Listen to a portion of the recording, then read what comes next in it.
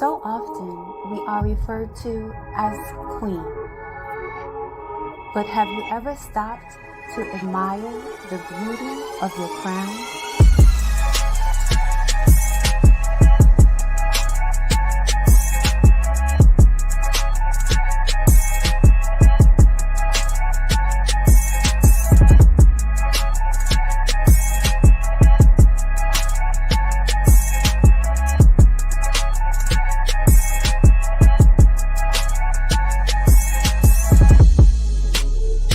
Let's talk Crown Rules. Thursday nights at 9 p.m. with your hosts Quentin Ford and myself, Julia Dozier, only on Let's Talk, YouTube, and Facebook Live. Please don't forget to like, comment, share, and subscribe. Hey, good evening, Facebook, YouTube, and Periscope, as well as our other streaming channels. Ain't no more Periscope, Twitter Live. That's what it's called now. Another great week for Crown Rules, a woman's journey to the throne. And this week's chapter is Your Love. What's up, Julia? Nothing much. How are you doing, Quentin? I'm all right. How's everything going? Everything is wonderful. Have an amazing week so far. How's your week been going? The weather's breaking, so I'm in good spirits. Rather cool mornings, very cool mornings, sweatshirt mornings. Yes. The t-shirt at late afternoon. So Yes. I'm great. Another great day. Great Thursday. Great chapter to go over Crown Rules. Yes. Like we had a conversation earlier, and April's looking to be a very interesting month, Yes, it and is. got some big things in store for Crown Rules as well as Let's Talk the platform, and I'm feeling good about it. And So, you got to sow those seeds. yes. Yes. You got to sow those seeds so you can reap in your harvest in due time. Yeah. I mean, really, sometimes we look at that phrase. Is we don't look at it. We just look at it as just like, oh, it's just a phrase. Oh, I don't know nothing about gardening. No, literally, you got to know your season, when to sow those seeds. You got to make sure that fertilizer is tilled right and it's not all. Got to have that fresh dirt, fresh good water, and you definitely got to have that vitamin D popping. So you got to give it that sunlight. So Absolutely. And I'm you can't feeling, reap it in too soon either. You have to be patient and I'm wait until feeling, it's ready. I'm feeling ultra excited. Very big announcement for Let's Talk tomorrow for a show coming up. And, you've been influential with trying to help me with this show behind the scenes. So tomorrow I get to announce it, and I'm excited for you. I'm excited for the platform. I'm excited to give this person or to share this person with my platform. I believe this is one of the most interesting people. This is what Let's Talk is really all about. Um, Right. we talked about my phrase before, giving ordinary people doing extraordinary things, and Yes. got a big show coming up. So Hmm. interesting thing coming. So we'll see. Try to just keep the energy right and good and Yeah. real big show. T. Lachelle, I didn't even get a chance to explain to you. I mean, she's in the chat. I didn't get a Happy chance to to you. explain to Lachelle what's going on, but real big show coming up Monday. Got somebody. Well, we have our own big show happening right Yeah, now too. absolutely. So this week's chapter is Your Love. Yes. Yes. Last week we discussed your heart, and you were saying that based on the conversation that we had, that it seemed like it should have been probably placed as the first chapter in the book.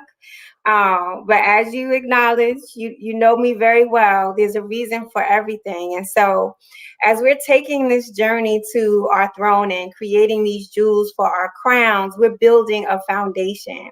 So the first jewel in our crown was encapsulated by our gift, which we discussed was ourselves. Like, you are your gift. You're your gift to the world. You're your gift to yourself. And then in the second chapter, we talk about your priorities, which really is about how are you Hey, Tilusha. How are you managing the things that you're responsible to in a way that allows you to still honor your gift, still honor yourself, still help Mm. you to focus on your dreams and your goals and your priorities while you're for yourself, while you're taking care of all of those other things like your faith, your family, your friends, your finance, etc. And then last week we talked about your heart as the cornerstone or the center of who you are and where you carry all of your emotion. And so examining your heart and making sure that it's clean and it's pure and it's happy. And we talked about that from the perspective of emotions, but also like diet and exercise and self-care. You want to be strong for your journey. So we talked about that. And now we And, get to your and love. you'll see it. You'll see it. Just to recap on the heart thing, and it have me thinking is you'll see a person. They look like they physically strong and capable of everything, and they may have the weakest of hearts.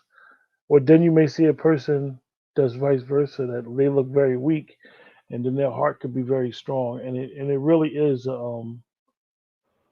those factors of emotion, those factors of eating right, and that basically being the vehicle or the engine that makes you drive from emotional standpoint and physical standpoint. You can't live without a heart.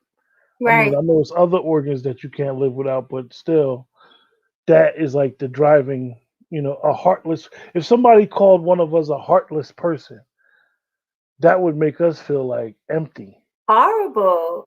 Yeah, That means no emotion, no compassion, no empathy, no care. Like that's a hard life to live. yeah. That's a hard life to live. So this week's chapter is your love, and I see you got love over top of your head there. Yes, always. Always, always. And so the reason why this chapter comes after the discussion on your heart is because, like we were talking about last week, there are some of us who are walking around with broken hearts, right? Mm. And this chapter focuses somewhat on relationship love, but it could also be broken hearts from relationships and family, right? And the importance of just taking the time to look at those relationships that have brought us pain and to be able to examine them and to evaluate them and to pull some gems from them, because I think a lot of times when we experience a failed relationship or a broken relationship, that we tend to focus on the pain of that and not necessarily so much on the wisdom that it can offer to us. So this chapter allows us to do that. So understanding your heart's connections. Yes, your heart connections. um Since this is our virtual book club, I did want to just straight out read some of the information from the chapter. If you have the book already, you could read along. I'm going to start on page 54, the second paragraph, to kind of get us to a place where we can understand the purpose of the relationships that we have in our lives. Um, So Julia has a question while she's reading along. I'll put up her first question. She has a series of 3 questions, and those in the chat, you know, I know a lot of people in the chat don't really like to engage, which is cool. I mean, you're here supporting the channel and Julia's book as well, and we definitely appreciate that. But one of the good things and fun things about doing a show is it's more of a virtual show, and you guys is in the chat or like in the show with us. So we ask these questions so you guys can be with us. So Julia's first question before she starts reading this: how do you know when you are in love? And then while Julia's reading, when everybody answers, if everybody wants to play, not play along, but work along with us, you can answer the question.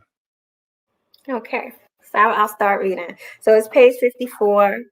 The second paragraph, it says, unless you have arrived at the purest and most serene level of enlightenment, there is a question that your soul seeks an answer to, especially concerning love.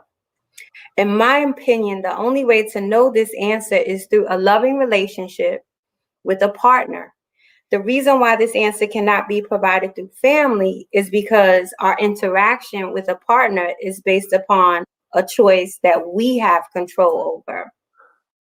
And I believe that the choice that we make in that partner helps us to find the answer to that question. This idea might be difficult to digest, especially if you thought you chose your partner for some other reason. They were fine, they were smart, they had it going on. But the question that your soul seeks an answer to is, who am I? Mm. In any relationship you're in, your soul is seeking an answer to that question. And it's the experiences that you have in that relationship that allows you to answer that question. And just going back to the question that we're posing to the chat, how do you know when you are in love? How is your relationship allowing you to know more about who you are? In love or in lust? There's a difference. There's a difference. But whether you are in love or you are in lust, you're still going to receive that answer to the question, who am I? I think when you're in a loving relationship, the answer that you can get to the question can be a more positive answer, where you're able to do more, accomplish more, feel good, connect with people. Like, what does it feel like when you're in a positive, loving relationship, Quentin? What does the quality of that relationship bring for you?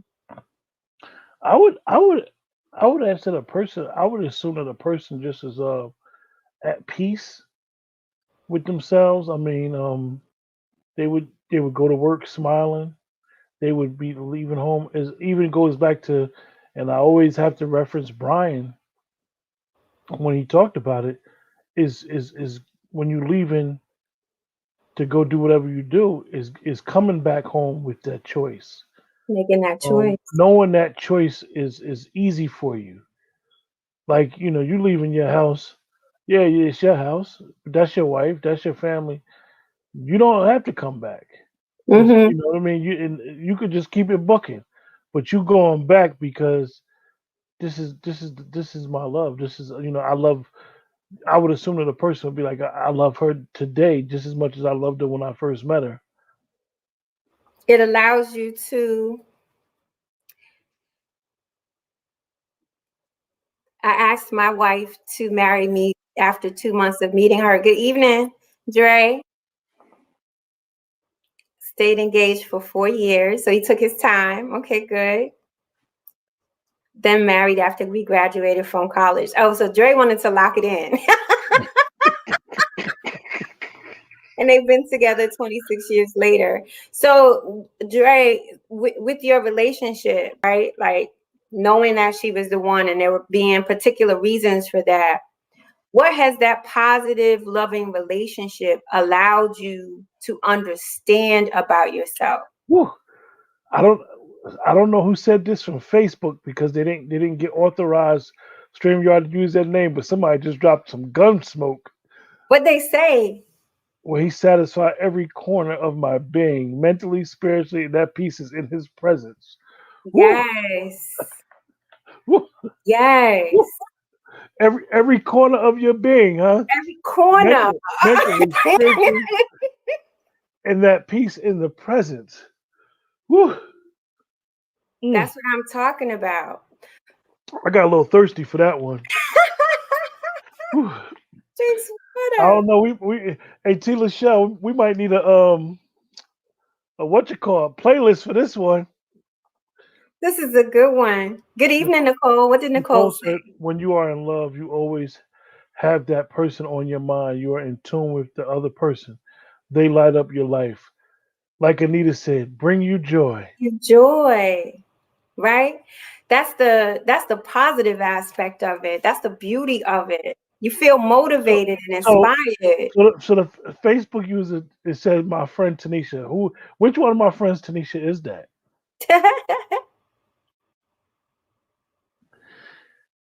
Dre said, "Oh, interesting.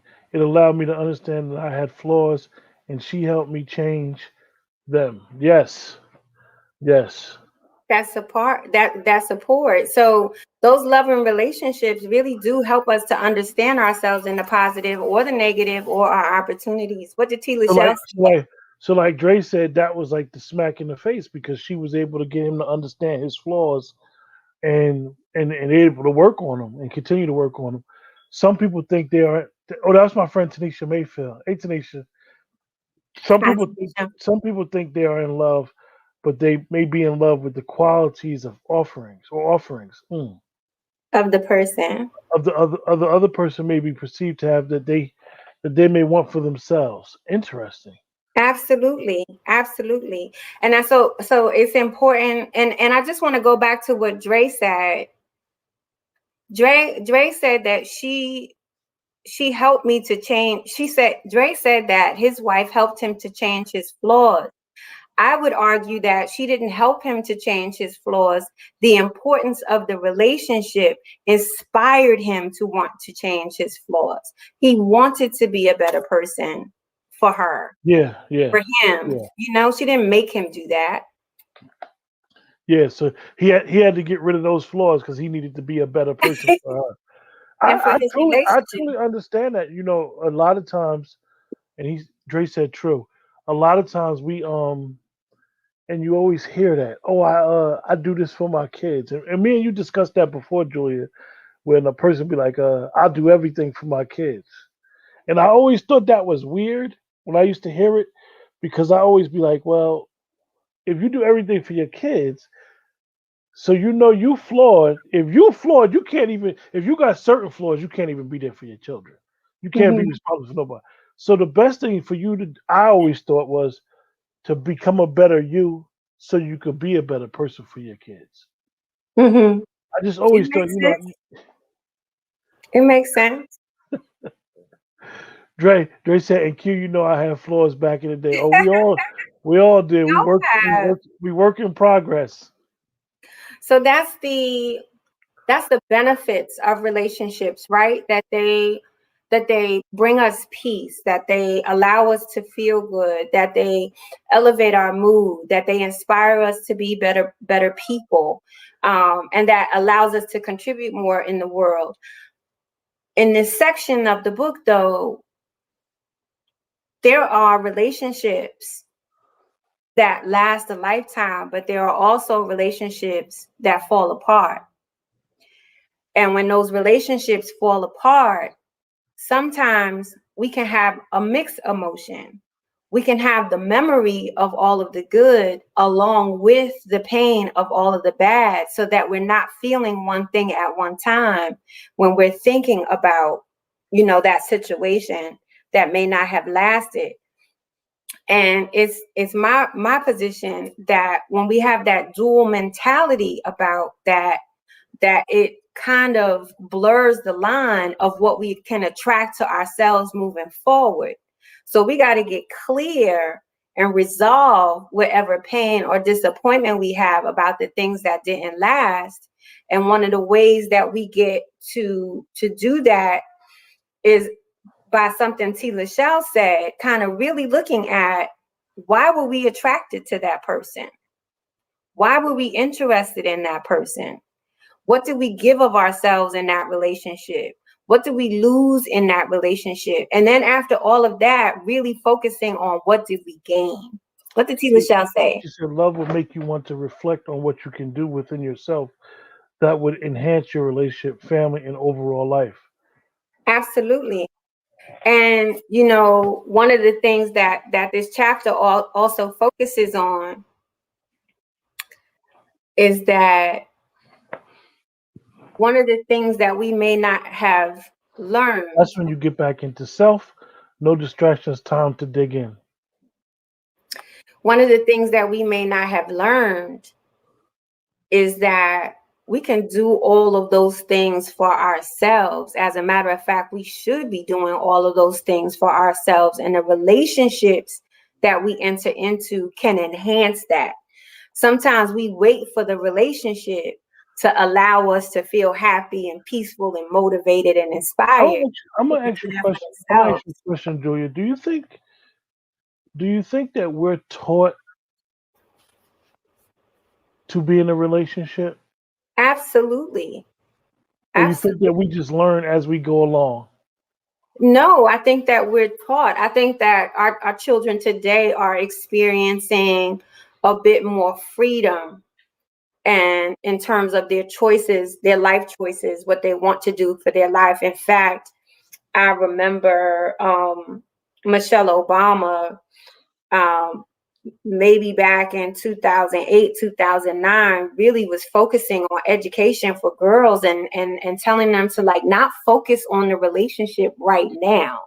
Like focus on your education, focus on your dreams and your goals and traveling. Like relationships will always be there.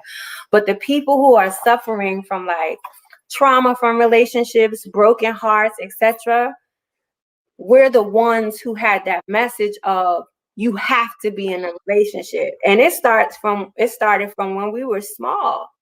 Because the reason why I asked that, because yeah, hindsight is always 2020, and we can look at our situation now, and we're all people, mostly people in the chat, and you and myself, we're all the people of a certain age right now where we understand life a little bit better than we did 25, 30 years ago. Yes. And I'm just thinking that 25, 30 years ago, would we had made certain sacrifices like like Andre spoke about the sacrifices that he made into correcting his flaws to be with the woman that he wanted to be with. Hmm. Do you think that most of us, and I speak for myself, we are able to be disciplined enough to be like, you know what? I got certain goals that I want, certain goals that I need, and in order for me to accomplish these goals, I have to discipline myself. And I always say that this is what we most of us lack discipline. Hmm. And as far as relationships, I told you I know a guy. We were sharing this the other day, and I don't want to take the conversation too far. I know a guy that he's a man of a certain age, he's in his 50s, and he had been divorced, has two kids, he raises two sons, and he said he was not going to have sex until he got married. He met a young lady, and they didn't have sex for like 2 years. They was engaged for 2 years, and they got married, and they still married. And he speaks highly of her. She speaks highly of him. And he was explaining that because of his past, this is a sacrifice that he was willing to make. And I always just thought that, it's amazing how we at this age, even though we're a little more experienced, why we don't make certain sacrifices like that before the mistakes. Because we're not taught to. So I think that, it's a valid point, but I think that you also have to know that you have options, and you also have to know that you have choices. And I think our generation, and maybe the generation before us, and even the one before that, the options were get married, have children, get a job, stay in that job until you retire, buy a home if you can. And those were not only the options, but those were also the measures of success. So that if you're not achieving that you're not being successful. And Mm. there's tremendous pressure. Even now, there's tremendous pressure to be coupled up, to be in those relationships so that you can be seen as successful. Whereas the person who may have decided to make the choice, not the sacrifice, but the choice to focus on themselves, maybe not be in a relationship, maybe be celibate, maybe be in a relationship, but not have sex for a period of time until they decide to get married. That even that person who is successful in their career, who is successful in their education, who's successful in helping people, are not seen as that valued because they're not coupled up, Okay. because they're not married. So you really have to have a strong sense of self in the decisions that you make regarding relationships and love. There's a Okay. lot of pressure. Yeah, yeah. It's amazing because we talk about our upbringing and our household and what goes on in the and I know that your books are for anybody, but you basically focus on the black family. Hmm. It's amazing that we put our younger generation in so much pressure to quote unquote succeed, or I want you to go to college, I want you to get a degree, and this may not even be for the individual to go to college. This may not be their wheelhouse. Their wheelhouse may be a trade. I was just asking that in a relationship wise, because it seems like a lot of times we always have to fail sometimes to get to where we need to get to. Everybody don't shouldn't have to go through that. Right. And that's the purpose and intention of the book, that, whether you have already been through that process, been through that experience, or been through those failed relationships, to be able to evaluate them and be okay with the fact, that they may not have been successful, but to also identify what you learn from it. And for someone who's young or someone who's just venturing into that, to know, number one, not only do you have options or choices about whether or not you want to be in relationship, but how to choose, Mm, because most of the reason why our generation's relationships may not have been successful is because we didn't allow ourselves time to know how to choose. We didn't know ourselves before we got into a relationship, and all those good feelings that we got from them are motivators to be in them. Nicole said, "Yes, so true. It seems like outsiders put their expectations on others. When you get married, then they are asking, when are About y'all having kids? Then when you are having another one, etc." Exactly, and so this chapter in the book about your love really helps you to. My goal is to allow the reader to really be clear about who they are and what they need in a loving relationship, based on the understanding of their past experiences. Like, who are you now as a result of that experience? What have you learned about yourself? What is it that you choose for yourself now? Because once you know that and you're clear on that, if you're like communicating with somebody or getting to know somebody and you don't see those things present, then you don't have to waste time. You don't have to waste more time.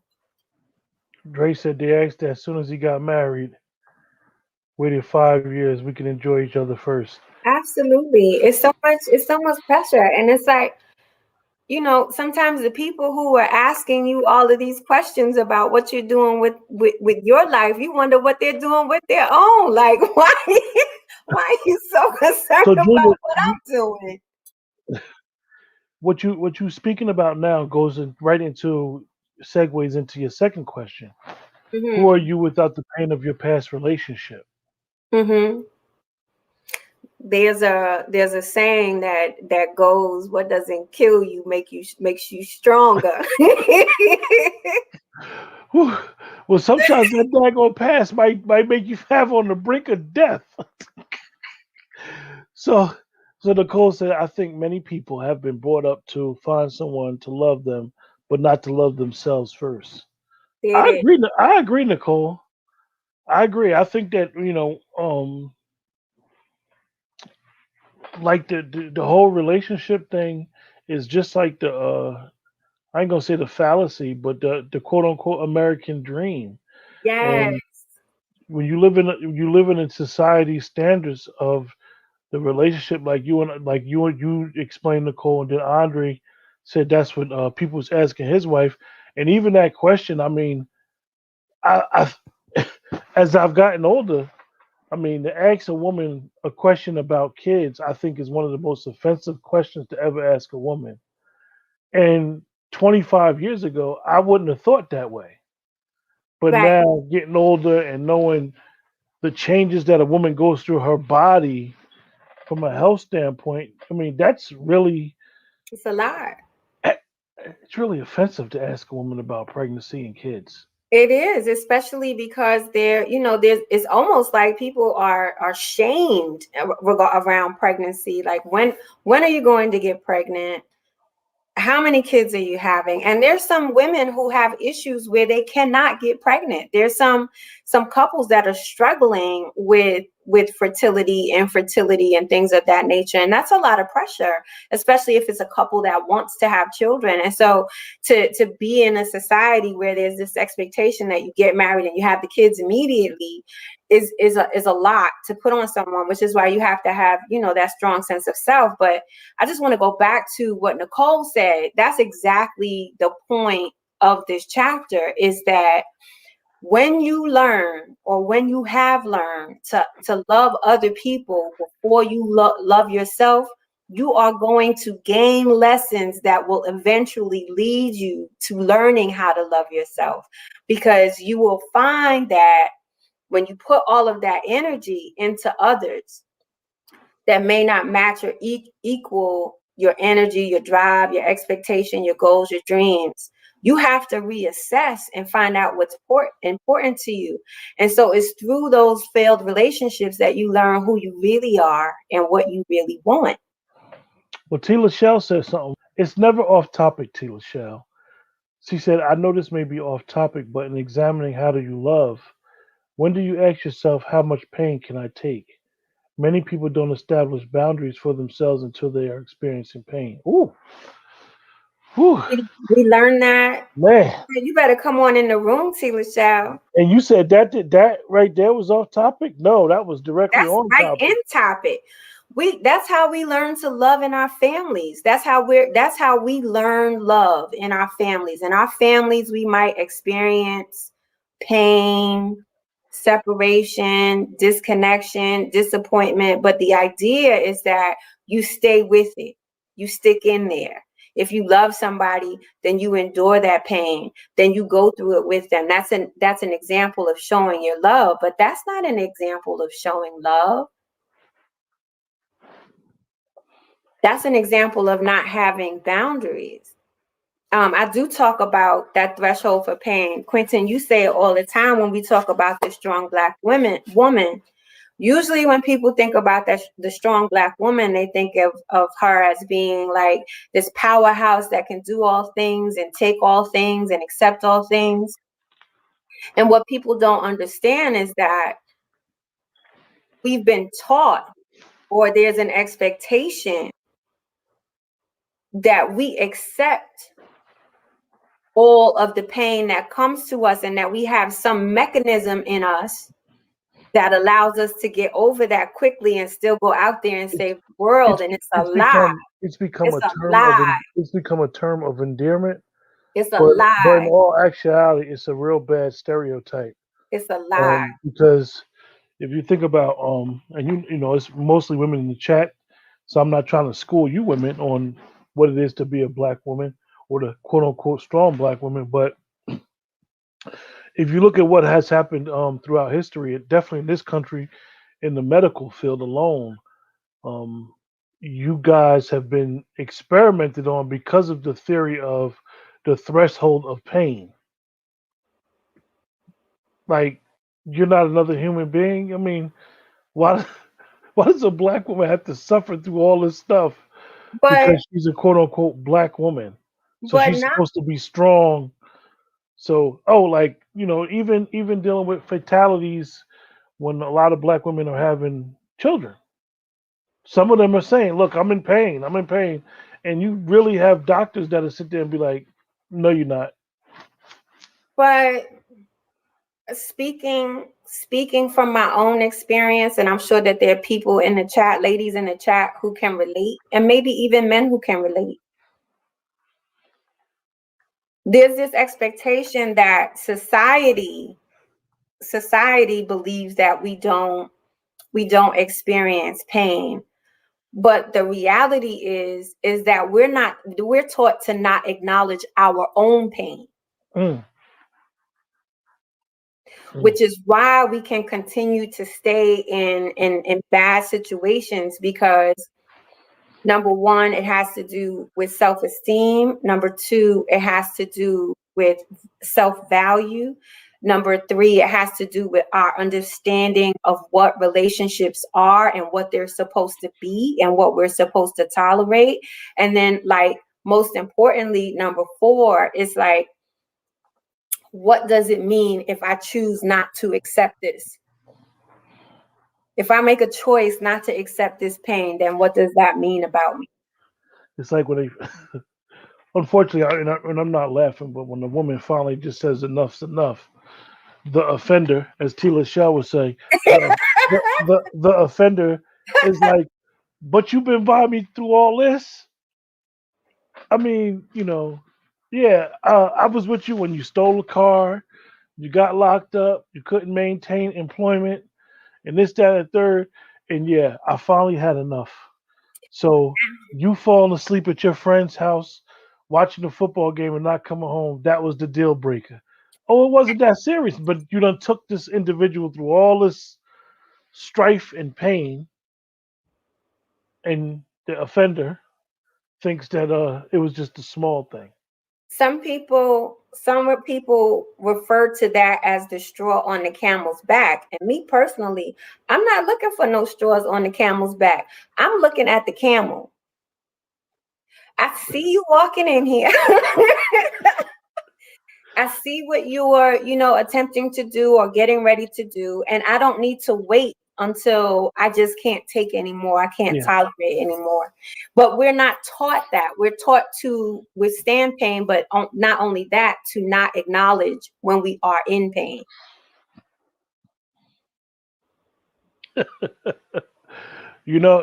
funny. It's funny, Tila Shaw. I don't want to take away from Julia's show, but I actually like Kevin Samuels. It's funny, um, and I don't want to get into him, but I actually really, I'm really a big fan of his work. Not his clips. I'm a fan of his work, and some of his early works. I think people should talk about when he used to counsel. Majority of the time, he was talking to men, and he had that same energy.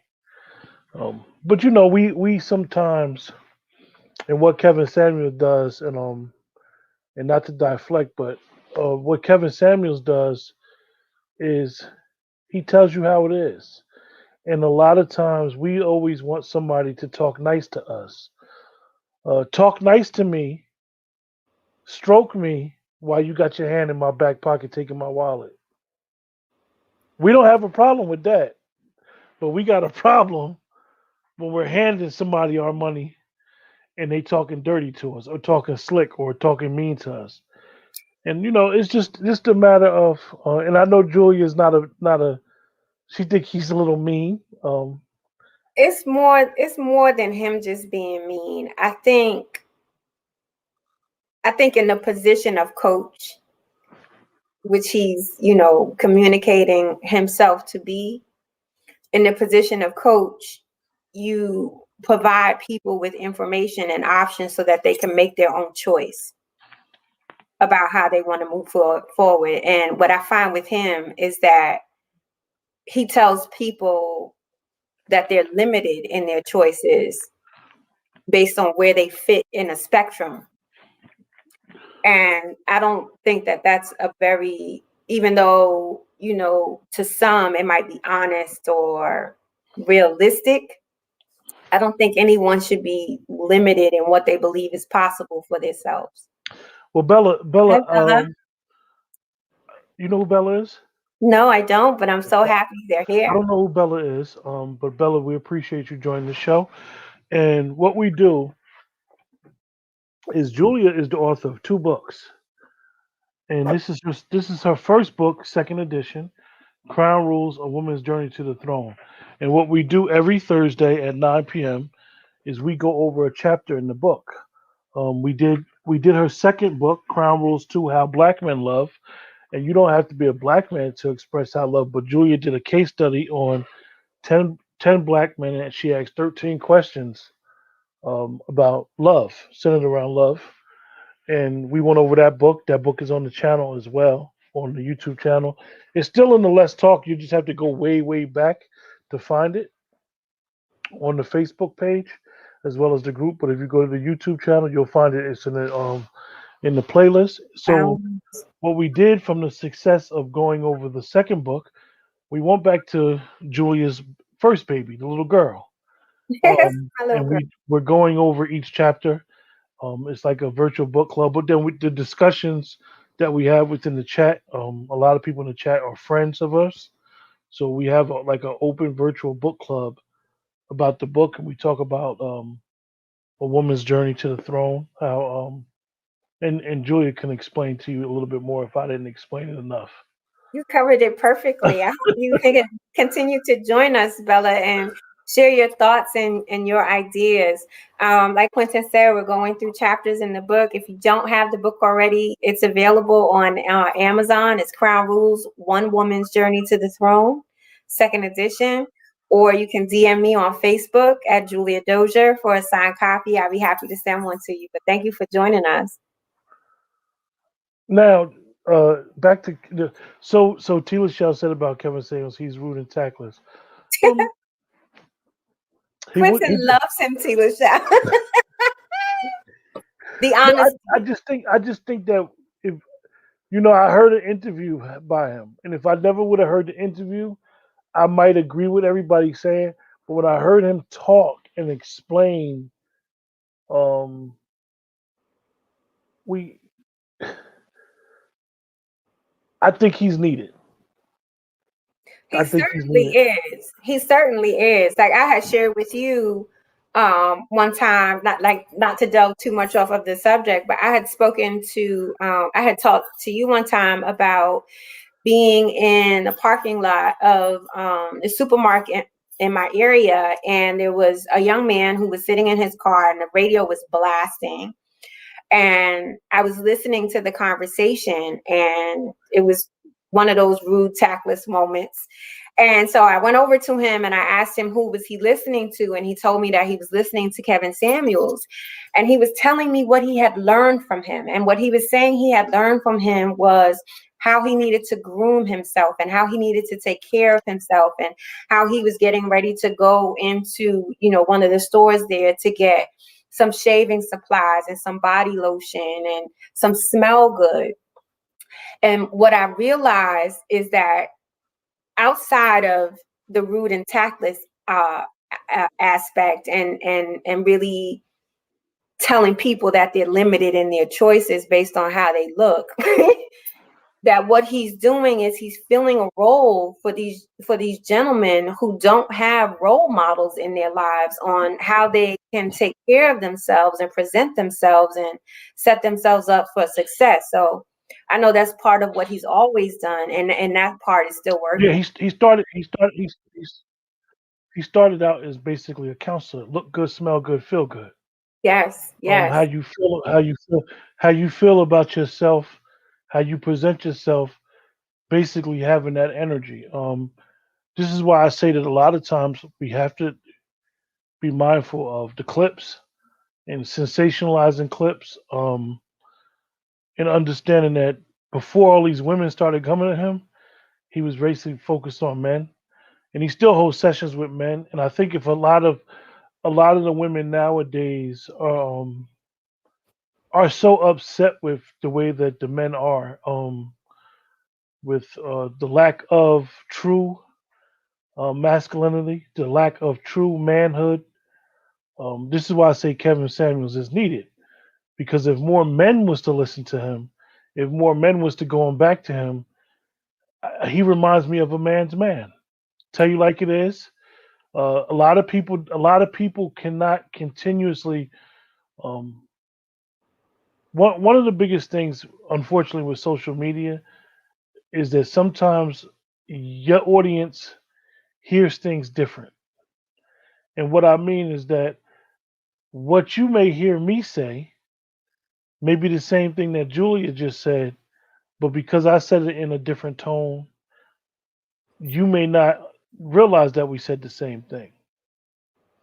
In one-on-one sessions, a lot of men there's a certain group of men that need to be told a certain way.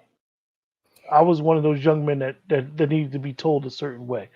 I'm more receptive being told a certain way. You're not going to play nice with me. Right. But on the other hand, I agree with everything that you're saying, Quentin. On the other hand, getting into further conversation with that young man, his idea of success now is about, of course, financial gain, of course, his presentation. But he also started talking to me about how he was looking to improve his presentation because he didn't want an average woman. So that message of not being good enough that Kevin Samuels tends to communicate to the women that comes on his show is also embedded in this young man's head. And going back to the conversation on love in this book, he's not yet at the point where he understands that the love is not necessarily based on what the person looks like, but more so aligned to who he is and who his intimate partner will be and how they can complement, advance, and improve each other. He hasn't heard that from Kevin yet. I'm gonna So use a even though he got that one part, that other part is going to be problematic for him I'm gonna use a phrase that we used back in the day because we're all later a on. certain age. Yes. For men, it's a thin line between confident and cocky. Mm, For women, it's a thin line to being confident and stuck up. mm, mm. The individual got to be able to balance that out. Absolutely. And Now, I tell you you can what, he'll if you learn it can tell after me, a while. yeah, you. I mean, I'm quite sure when a lot of us go out, how we intermingle with people, and you could exude that type of confidence where some people may exude it as, oh, you stuck up, or for a guy, you cocky as hell. But that could just be you confident. You present yourself well. You well spoken. You well groomed. You handle your business. I think that one thing that he does, and I don't want to turn this into a Kevin Samuels show. One thing Kevin Samuels has a unique quality about him, and I believe this to be true, is he may look at everybody that comes to him as broken, and Mm, I think he's trying to build them up. I think he's trying to build up the self-esteem, and realize, like, without all that inner stuff about yourself, like a lot of us, we feel down about ourselves, like self-defeated behavior. Can't, we always say, Julia, speak it into existence. This gonna be our time. This our month right here. A lot of us sometimes be like, it's gonna take forever to do this. It's gonna do this. It's gonna take time. No, just be in the moment. Have that, walk with, like we discussed earlier, be able to walk around with your head held high, not in pride, because it's a thin line, but in confidence, being confident with who you are. Going in there. I used to say one time when I always job hunt, get me the interview and I'll get the job. And I meant that. And I mean it. If I'm looking for a job, get me an interview and I'll get the job. So like I said, I don't want to turn into Kevin Samuels show. We got some. Okay. I just want Brian Brian said he's a narcissist. I need my own show. He's too much of the material quest. to Oh, I just want to read on that point. I just want to read two more things from this section. What did Tila Shaw say? oh, his message will either get you fired up to make extensive changes, improvements to yourself, or send you in a downward spiral of insecurity and self. One or the You're other. right. And that's the thin line, Tila Shell. And one thing about that field, and I say Julia because she has the psychology background. Um, you have to be very careful. You have to be very careful when you giving people what they say advice. We had a question. Who are you without the pain of your past relationship? And I just want to read this. It's on page 58. It says, the pain we feel from love found and lost is not about the sense of failure pertaining to the relationship or even the absence of that significant other. The pain we feel is much more related to the gap in us that has been exposed once the relationship is ended.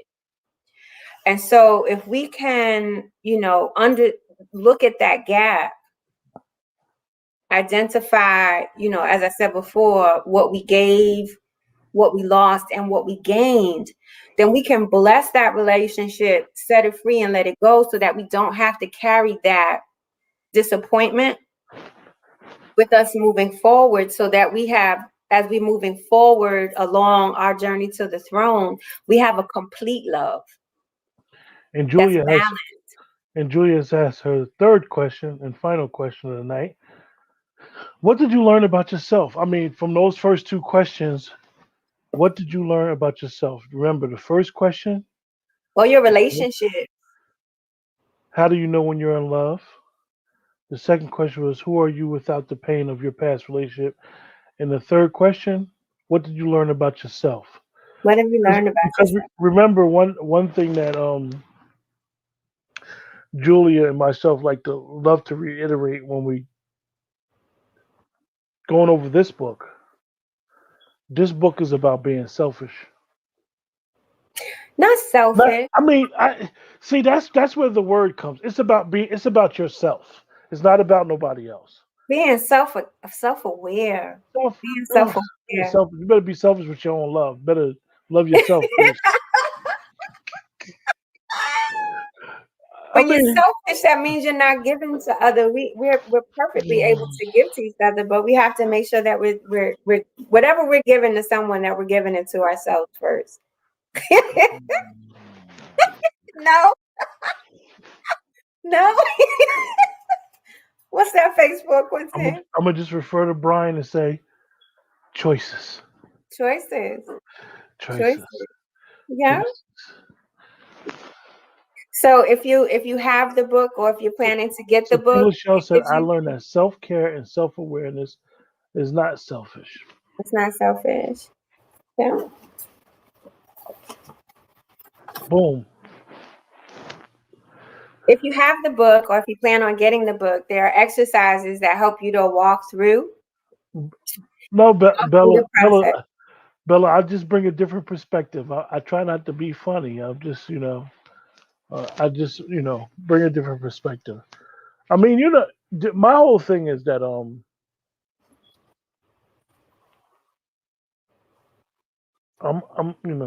I'm just a different person. And everybody's different. I'm not saying be selfish, but listen. You Listen. have to take care of yourself first, and that's what we were talking about earlier. Is that I think you have a certain people like we discussed. The person goes through life and they make so many mistakes in life, and then they keep falling on their ass for say, and then they say, you know what? I gotta change it up. I gotta change everything up and switch it and be a totally different person. Then when they're a totally different person, then they got ease. Then they got ease. This is the link for the book for anybody in the chat that would like to purchase Julia's book. That's the link. like I was saying before, we were talking about when you what we learn as we're growing is to focus outside of ourselves, not just getting into relationship, but taking care of others before we take care of ourselves, attending to others' pain before we acknowledge our own. And that pattern of behavior continues until we learn that it doesn't work. And when we identify that it doesn't work, then we know that we have to do something different. My friend used to say the definition of insanity is doing the same thing over and over again and expecting different results. And so when we want to experience a different result, that's when we start to make those changes. And even though it might be considered as selfish, putting yourself first and taking care of yourself first and making sure you're okay first is not a selfish act. It's actually acknowledging, like we talked about in our priorities, that you are your gift and you deserve the care, the love, the attention that you would give to others. And the better that you're able to do that for yourself, the better you're able to do that for other people with boundaries in place. I know you guys in the chat may not think so because of the smirk on my face, but I agree with Julia 110%. I'm just playing around right now. But honestly, you do have to be selfless to really understand, you know, what I mean by what I'm saying tonight. Yes, Just yes. not be selfish and be like, so self-centered and self-absorbed. I don't mean it like that.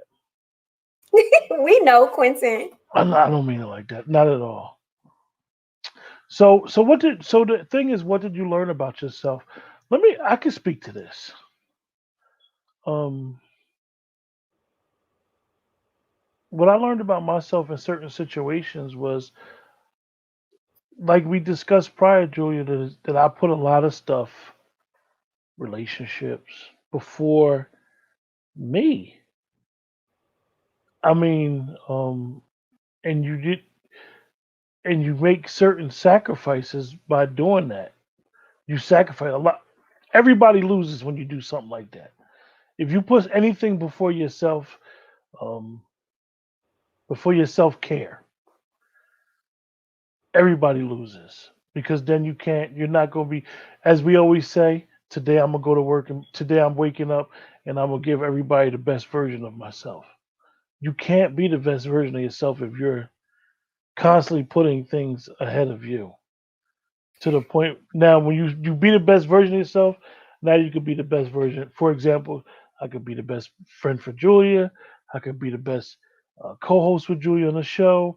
I can go to work and be focused at work, because we discussed what type of job I have. That some people could go to work and they mess up at work and it's just, oh, I messed up. Some people go to work and a mess up could be life threatening. So you have to always, as they say, have your head on the swivel and always got to be on point. Now, when you put in something ahead of that, and you're not focused, and you can see it, you can see it, you can see it. A person just had one of them weeks where they all over the place, like everything discombobulated, they off kilter, and then for some people it goes on weeks, months, years. Now they all jacked up. Yeah, I mean, I'm sure everyone has heard about, seen, or maybe even been that person who might be going along through life and then they end up in a relationship and then they drop all of the things that were important to them and just focus on that relationship and focus on giving everything they can to that person in the relationship, and they lose themselves in it. They lose themselves in it. And while they're busy losing themselves in that relationship, that other individual is still continuing to, make sure that they take care of themselves and the things that are important to them. And by the time you turn around, that other individual is, far beyond where the person who's giving so much to the relationship is. And then when the relationship ends, the person who has given so much will say, well, I gave everything to the relationship. Yeah, you gave everything to the relationship, but you didn't give your best you to it. You didn't show up as someone who took care of themselves. You didn't show up as someone whose goals and dreams and responsibilities were a priority. You showed up as someone needing to be needed by someone else. And when that need no longer exists, it's like, who are you? And so those are some of the things you got to look at when you're looking at, how did the relationship T. Lachelle said, "You will end? not truly love or how to love until you practice it within yourself first." Got to do Oh, you first. T. Lachelle, you have no idea. I've been having conversations all week about what I call theory, and theory is theory. We could theory all day long until something is practiced. That's when it's practiced. Right. So you right up my alley on that. Weeks, months, years, been there. Praise be to God for self awareness. Definitely, definitely. I'm like Julia said. I believe that we've all been there. And then I had this discussion Monday with Drea with knowing your season. And one knowing your season is I had that week. I think it was 2 weeks ago, and I was telling Julia like, "Yo, am I being punked?" Like it was just some weird stuff going on, and you know how you be feeling like not your equilibrium. You feel like the Earth's equilibrium is off, and you're not in tune with what's going on. Something just don't seem right. Your work just seem weird, and home just seem weird, and every relationship you got just seem out of kilter. So, with the weeks, months, and years, Hey and being Brian, in that. Brian, if I put this statement up that you just said about Julia, Brian, you might have her in a puddle over there. He just gave you a serious compliment.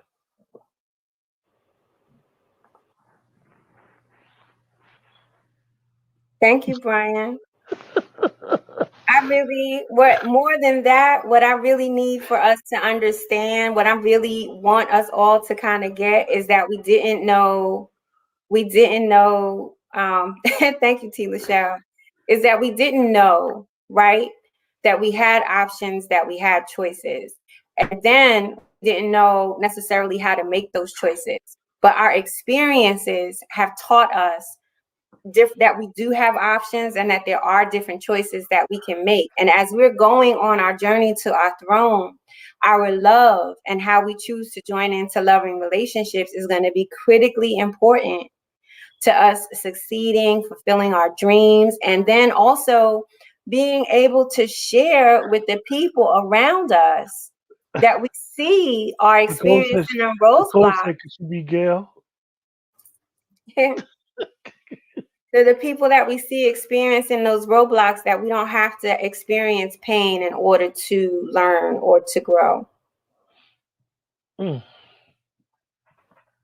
Say that again, Julia. We don't have to experience pain in order to learn or to grow. Mm. So the main thing, and what I always, me and Julia had a conversation prior to the show, is that each chapter has a statement before the chapter begins. And this week's statement was, "Healing is as natural as your next heartbeat. Do not resist. Let it flow." With that, that concludes another great show. Julia, do you have any final words and comments? No, just thank everybody. Love does not hurt. Thank everybody for being in the chat. This is an amazing show tonight. Love you all. Just a reminder, I don't know why I feel like I need to say it, but the information that we discuss on the show and the book is copyrighted through the Library of Congress. So I know we have some creators out there that might be influenced by what we discuss, but the book is copyrighted. So just want to put that out um, I think that one of the things that me and Julia discussed behind the scenes is having a great chat. Um, we appreciate you guys that watch the show. so I know much. that's not said enough. We don't take you guys for granted. We know that a lot of people watch SVU on Thursday nights. Me and Julia actually even talk about that. With not the show isn't Wednesday because of Chicago Wednesday, so Yeah. it's Thursday, and I know that we go against SVU. So I know that a lot of people watch these type of shows, and it's okay.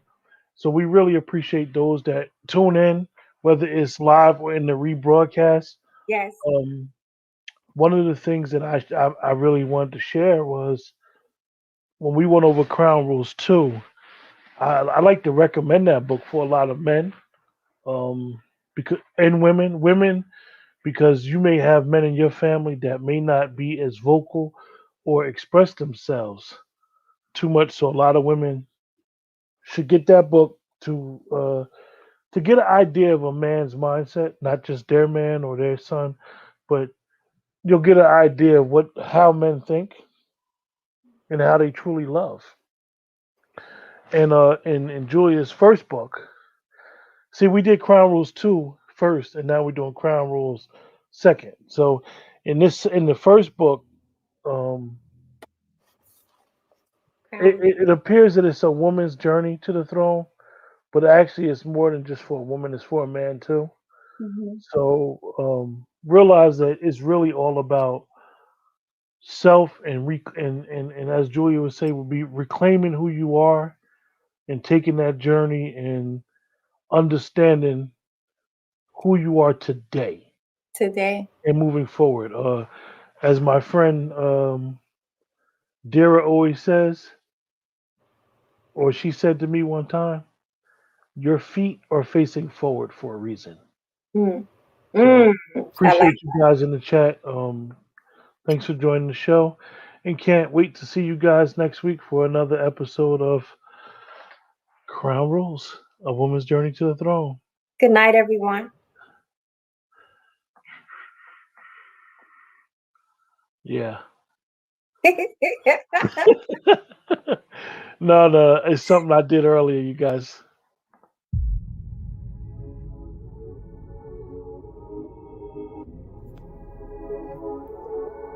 So often we are referred to as queen. But have you ever stopped to admire the beauty of your crown?